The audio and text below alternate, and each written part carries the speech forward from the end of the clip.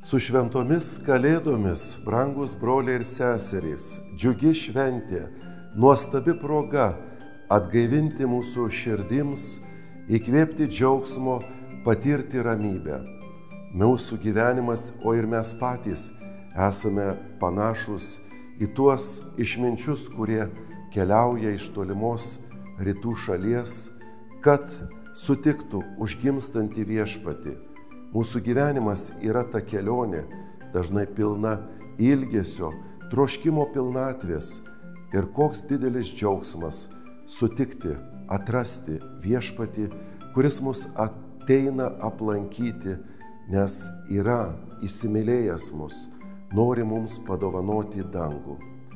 Kiekvienas, brangiai, mes kviečiami tapti dovana vieni kitiems, dovanojant džiaugsmą, ramybę ir viltį.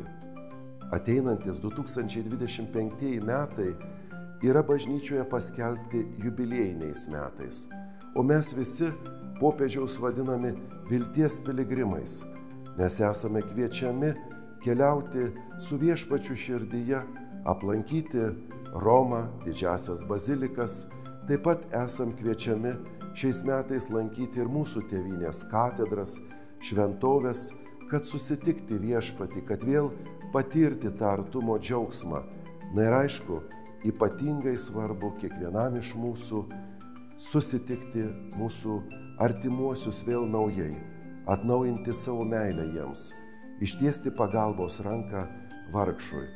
Būtent apie tai ir yra Kalėdų esmė. Viešpats padovanojo mums susitikimo stebuklą, kad mes kiekvienas dovanotume vieni kitiems šį susitikimo džiaugsmą, įkvėpimą ir viltį. Būkit palaiminti, brangieji, su šventomis Kalėdomis.